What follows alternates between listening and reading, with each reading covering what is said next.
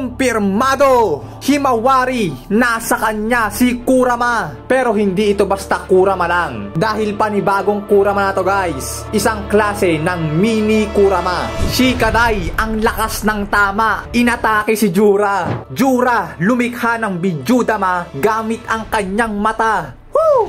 Lagot ka ngayon, bata. Bakbak ang Boruto at Kawaki, nag-umpisa na. Yan nga mga pangyayaring naganap dito sa Boruto 2 Blue Vortex Chapter 9. Nanggigigil na ako. Pero bago natin umpisahan yan, konting throwback muna tayo dun sa nagdaan sa Chapter 8. Bali nga dun sa mga last panel, nakita naman natin na wala talagang kalaban-laban itong si Kawaki kontra kay Jura. Kahit nag-activate na ito ng kanyang Karma Seal at ang kanyang Dojutsu. Kinotongan lang ni paring Jura itong si Kawaki. At ang mga sumunod nga dyan ay nakita din natin na papunta na nga sila Sarada, na mukhang magkakasalubong nga din sila dito nila Hidari. At karinsabay niyan, dyan na nga pumupunta na rin ang Team 10 kasama dito si Himawari patungo sa direksyon nila Jura. At dyan ngayon, ayan na, bigla nga nagkasalubong nga itong sila Jura at Himawari. At dyan ngayon na-sense ni Jura na nagtataglay nga daw ng tail beast itong si Himawari Uzumaki. So ayun nga yung mga pangyayaring naganap doon sa nakaraan sa Chapter 8 ng Boruto 2 Blue Vortex manga. Now, here we go sa Chapter 9 naman mga pare koy. So bali nga nagbago na ang cover page dito, no? Kasi nakaraan kung matandaan nyo, sinabi doon na ang magiging cover page ay itong sila Himawari, Hidari at Jura. Pero dito sa cover page ng Chapter 9 ay ito na ang Team 10. So continue na tayo guys. Ang first panel nga sa chapter na ito ay ito nga sila Jura at Hidari na tinititigan pa rin itong Team 10 at si Himawari. At dyan yung sinasabi ni Jura na akala niya nga daw talaga si Naruto na ang kanyang nasundan. Ngunit hindi nga daw ganon at mukhang dito na nga daw magtatapos ang bagay na yon. Na sino nga daw pala ang mag-aakala na ang kanya pala sinusundan na isang batang babae. At sa kabilang banda naman, dito nga may palihim na kinakausap si Shikadai. At ito nga ang sensory team. So bali dyan umihingi nga ng backup itong si Shikadai. Dahil nga daw may dalawang kalaban dito na nasa harapan nila ngayon. So nice decision Shikadai. Tama lang ginawa mo. Manang-mana ka talaga sa tatay mo. Dahil nga pag kinana kayo niyan, wala na. Bye-bye. So habang nangyayari nga yan, dyan naglabas ka ng libro itong si Jura. At dito nga guys, nung ibuklat ni Jura at basahin ang libro dito, sinabi niya dyan ang pangalan nitong ni Nara Shikadai, na isa nga daw itong miyembro ng Team 10 na pinangungunahan nga daw ni Muigi. At sinabi niya rin dyan na ito nga daw si Shikadai ang anak ng current Hokage, which is si Shikamaru, no? So delikado tong ano na to, no? Si Jura, ang dami na nalaman. Hindi lang pangkaraniwang Jinchuriki. At ang isa pang sinabi dito ni Jura ay Shikadai na hindi naman daw na mahalaga kung ano pa yung mga bagay na yon dahil nga nakaraan na yon. Dahil ang purpose naman daw nila dito is hanapin kung nasaan nga daw si Naruto. Ngayon nasagot dito si Shikadai na kung ano naman daw kung ganon. Gusto nga ba daw ni Jura na ipasa pa ang mensahe nito kay Naruto? Pero di ngayon biglang pumasok sa usapan itong si Inojin na sinasabi niya kay Shikadai,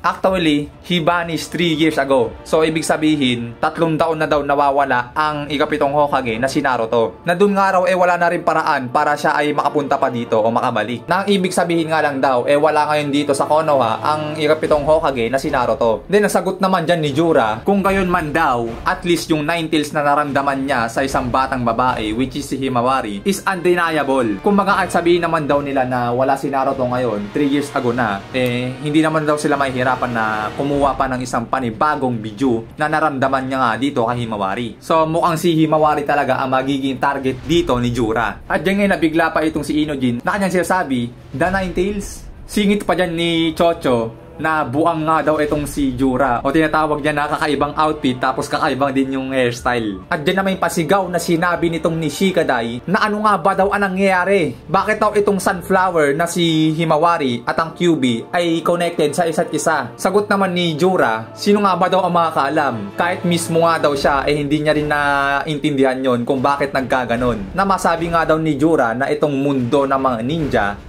meron talaga mga kakaibang bagay. Yung mga bagay na nagkakaroon ng mga katanungan. At ang kasunod nga panel nga dito mga pare koy ay hayan na! Bang! Gumamit nga ng wood style itong si Jura dito sa Team 10. At ang kanyang target ay itong si Himawari. Naku po, nahuli si Himawari mga parikoy. Pero dahil nga kasama ang Team 10 dito at papalag-palag yan, dyan ngayon umatake na sila Shikadai. Dyan ngayon gumamit na ng shadow bind technique itong si Shikadai upang pigilan ang puno sa paglamon nito kay Himawari. At dyan yung lumikha na rin ng pag-atake itong si Inojin na tinatawag natin na Ultra Beastly Showdown. At dyan ngayon matagumpay na nakuha ng ng Team 10 itong si Himawari. Nandiyan sinasabi pa nga rin ni Jura na impressive nga daw ang ginawa nitong Team 10. Na mukhang kaya nga daw ng team na to na mag-coordinate o magkaisa nang hindi na kailangan mag-usap-usap pa. So panis, baka Team 10 yan. So dahil dyan sa ginawa ng Team 10, sinabi dyan ni Jura na bibigyan niya daw ng respeto ang teamwork na ginawa ng Team 10 na to. Kaya lang isasabi rin dito ni Jura, yung goal daw kasi nila sa araw na ito is makuha yung Sunflower, which is si Himawari. At sa totoo lang daw, wala silang intensyon na tapusin o galawin ang buhay nitong Team 10. Pero sabi pa dyan ni Jura, kung itutuloy daw ng Team 10 yung pag-atake o pangingalam sa gagawin nila ngayon na pagkuha kay Himawari, mukhang wala daw ibang choice si Jura kundi ang umatake na rin dito sa Team 10. So mukhang mahaba rin yung pasensya dito ni Jura, no? Hindi siya basta-basta pumapatol or kumbaga hindi siya basta-basta tumatapos ng buhay. Ang kanya lang is ma-finish yung goal niya, which is makuha si Himawari, then wala nang problema. Kaya lang kung patuloy daw na mangingialam ang Team 10, doon na siya gagawa ng pag-atake upang tapusin ang kanilang mga buhay. At sa kabilang banda, dahil nga nangamba si Shikamaru kay Shigadai, panundadora ang nangyayaring sitwasyon dyan sa kinalalagyan nila, nakaharap nga nila sila Jura at Hidari. So dahil nga dyan sa tanong ni Shikamaru, ang sagot naman dito ni Shigadai, the enemy's target is the Sunflower. So yun nga ang target nila, no, si Himawari. Then sabi pa dyan ni Shigadai, it's related to the Ninetales for some reason. So dyan ngay nagulat si Shikamaru sa sinabi nitong ni Shigadai. Dahil nga sa sinabi nitong patungkol pala sa Ninetales, yung pagkuha kay Himawari. At dyan ngay nagtataka ito si Himawari. Ano na daw ang nangyayari sa mundo nila? Bakit nga daw siya ang kukunin ng mga nilalang na ito? At sa kabilang panel dito guys, ay itong si Kawaki. Tulog pa rin. So kung maalala nyo nga guys, binalagbag siya ni Jura sa last chapter. At doon ngay tumilapon siya at doon tulog. Pero kung makita din natin dito guys, itong si Amado ay pinapanood itong sila Kawaki. Kumbaga parang may CCTV to si Amado kay Kawaki, no? Nakita niya dito na bulagta nga si Kawaki. At dito nga rin nakita ni Amado itong si Jura. So mukhang may idea si Amado patungkol dito kay Jura, no? Na alam naman natin na marami ding nalalaman itong si Amado patungkol sa mga Otsutsuki. At sa next panel dito guys, ay ito na nga, si Boruto at si Kashin Koji, na umakita nga atin at papansinin, nandito sila sa hideout ni Orochimaru. At yung ngay bigla rin sila na alarma dahil nga sa isang mensahe ng palaka na nakita nito na may mga nadedo na ninja sa Konoha. Kaya nga yan sinabi ni Kashin Koji kay Boruto na bigla nga itong pumunta sa Konoha. And as usual, eto na, gumamit na naman ng Flying Thunder God itong si Boruto para pumunta doon sa Konoha. So basic na basic yan guys, biglang susulpot yan. Sabi sa inyo, di ba? Dagger in, dagger out lang yan. At ang next panel dito ay bumalik nga kali Shikamaru, Shikadai at Jura. Na ang pag-usap nga nila dito, sabi ni Shikadai kay Jura, let me ask you one thing. We came here following the trail of Uzumaki Naruto. You did say that, right? So, ibig sabihin, tinanong ni Shikadai si Jura, nang sinasabi nga daw ni Jura kanina, di ba, na susundan nila o hinahanap nila si Naruto Uzumaki. Ngayon, ang sagot naman dito ni Jura kay Shikadai, na ititigil na daw nila yung paghahanap kay Naruto. Dahil nga daw ang clue na hinahanap nila ay napunta na nga daw dito kay Himawari. At ayun nga daw kasi na sense ni Jura na chakra signature ng Ninetales na nasa loob nga daw ng katawan ni Himawari. At then makikita rin natin guys na nakabahan na nga si Himawari sa mga nangyayari. Dahil nga daw siya ang target ng mga nilalang na to na hindi naman nila kilala. At yung ipinapakalman ni Chocho itong si Himawari, wag nga daw maniwala sa pinagsasabi ng buang na yan na si Jura dahil hindi daw mangyayari yon na siya magiging target ng mga nilalang na to. Kaya nga jay takang-taka sila at nagulat bakit nga daw ganon. At ang sagot naman ni Jura, why was this happen? It's like I said earlier to, we're surprised too. So misking sila Jura nga daw kasi hindi rin akalain na mangyayari ang bagay na yon, na si Himawari pala ang nagtataglay ng tail beast. Ngayon sabi pa dito ni Jura, i-consume nila si Himawari. So ibig sabihin kailangan daw nilang kainin si Himawari para malaman nila yung buong kasagutan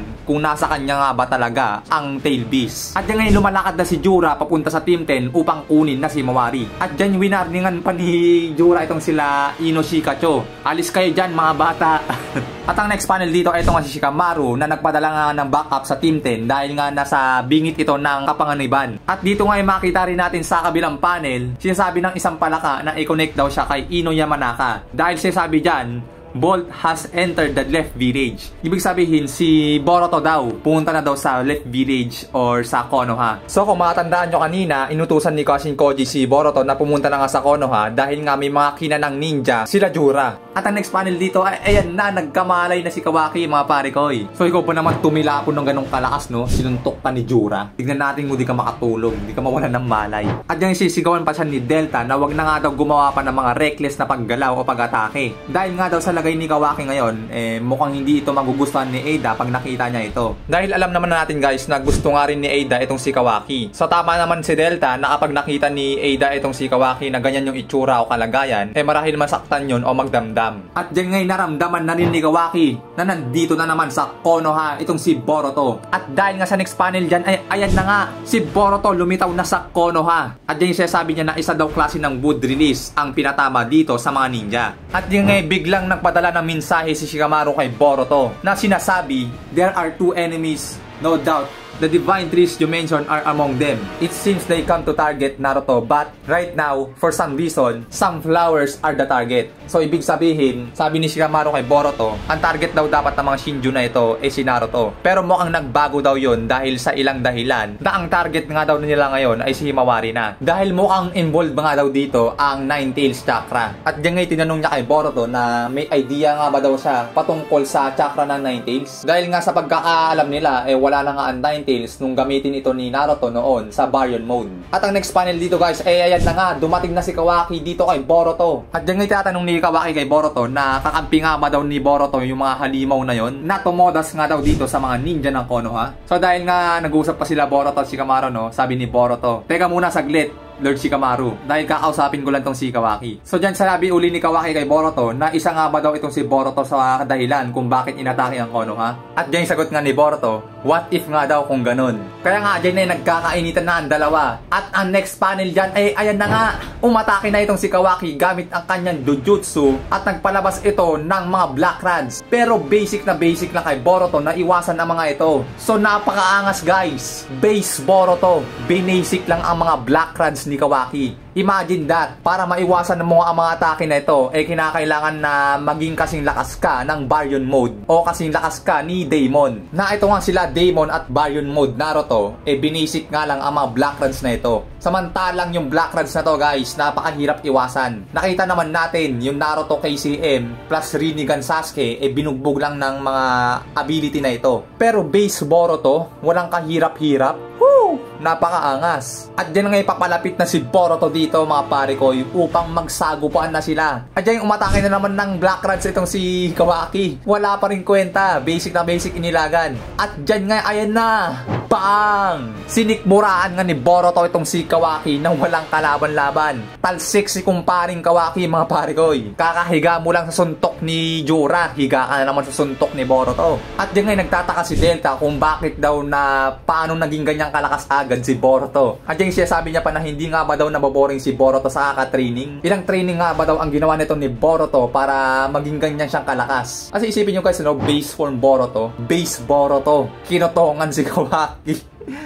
Boy, ano nangyari sa'yo? Pero ang next panel dito guys ay ayan na, nag-activate na ng karma itong si Kawaki. At makita rin natin ang kamay ni Boruto dito nag-activate na rin ng karma. Kumbaga kusang nag-activate, no, na mukhang nag-resonate nga ito dahil nga nag-activate ng karma seal itong si Kawaki. Kaya dyan din sinabi rin ng palaka kay Boruto na umalis na nga o lumayo sa distansya ni Kawaki. Biglangan lumipad si Boruto palayo kay Kawaki. At ang next panel dito ay bumalik nga ang scene sa Team 10 at kay Jura. At dyan nga makita natin na gumamit ng ink art itong si Inojin upang ilayo si Himawari kay Jura. So good decision mga pare ko yan, no? Talagang may mga laban-laban din mga bata na to. Kumbaga may utak din sila nagagamit, no, kahit paano. At ang next panel dyan guys ay ayan na nga, umatake na ng shadow paralysis itong si Shikadai. At ang yabang pa pagkakasabi niya dito, sabi niya kay Jura na wag nga daw basta tumayo lang itong si Jura na para nga daw itong nanaginip. Dahil ang kalaban nga daw ni Jura nasa paligid niya na. At ito nga daw ang Team 10. Ang sagot naman dyan ni Jura kay Shikadai, okay, sige, ganun pala ha. At dahil yan ay na nga, lumikha na ng Bidyudama itong si Jura gamit ang kanyang mata. Lagot ka ngayon bata, anong gagawin mo? Kaya sa next panel dito gulat na gulat din si Shikadai dahil nga biglang umatake itong si Chocho upang malihis ang Bidyudama na gagawing atake ni Jura kay Shikadai. Bang! At kung makita natin, tumilapon nga ang Bidyudama dito guys. At nagawa ka makailang din dito ni Shikadai. At ang next panel dyan, ito na. Bang! Wasak ang paligid na pinagtilapunan ng bidyudamang nilikha ni Jura. Talsik, turpit ang Team 10 mga pare koy. Pero buti na lang nandyan si Inojin dahil nga safe si Himawari sa kanya. At kaalinsabay niya makakita rin natin dito itong sila Sarada at Sumire papunta na nga. At yan nga ginawa ni Inojin na kinuha na rin itong sila Chocho at Shikadai upang maka-out dito laban kila Jura. So panis sa Team 10 mga pare no? Madiskarte din, kumbaga may alam-alam din kung paano makipaglaban. Kaya sa ganung paraan matagumpay nila na ilayo si Himawari dito kay Jura. At ang next panel yan guys, sinasabi nito ni Hidari kay Jura na umalis na muna daw sila. Pero sagot ni Jura, okay lang daw yon kahit hindi na muna. Dahil alam naman daw na nila yung target nila na si Uzumaki Himawari, which is madali na nga na daw itong kunin at hindi na mahirap. Pero sa gayong bagay daw mukhang yung Team 10 handang i-risk yung kanilang buhay para protektahan nga daw si Himawari. At yung sinabi ni Hidari, mga galunggong daw itong Team 10 at mahina ang mga utak. So tama naman no, kung tutusin. Kasi habang lumilipad sila, pwede naman silang sundan nila Hidari at Jura, no? Kasi nakakalipad din sila Kasi sinasabi pa dyan nila Shikadai, no? As long daw na nasa protection nila si Himawari, hindi daw magtatagumpay sila Jura na kunin ito. Kahit ano daw atake ang gawin nito, hindi daw sila matatamaan. Panis, ang angas. At patuloy daw nilang babantayan yung mga nilalang na to para hindi na makagalaw ng mga solid na pag-atake. Panis, grabe mag-isip. Kumbaga, siguro normal lang yan kasi mga bata, hindi nila kinala yung kalaban nila. Pero kalinsabay dyan, sinabi nga dito ni Himawari na ilapag nga daw siya o iwan na nga lang daw siya. Ibaba nyo ko at iwanan nyo na ako sa isang lugar dahil ako lang naman ang target nila. At saka mas madamay daw kasi ang Team 10 kung kasama nga daw itong si Himawari. Ilapag na nga lang daw siya sa isang lugar at hayaan na siya doon. Gusto mag-sacrifice ni Himawari. Kumbaga ayaw niya rin kasi madamay ang mga kaibigan niya. So selfless din itong si Himawari, no? Parang tulad ng tatay niya na si Naruto. At yan sabi niya Shikadai at Inojin na wag nga daw mag-isip ng ganyan dahil hindi nila hayaan ng bagay na yon. Kaya ang next panel dito guys, heto na.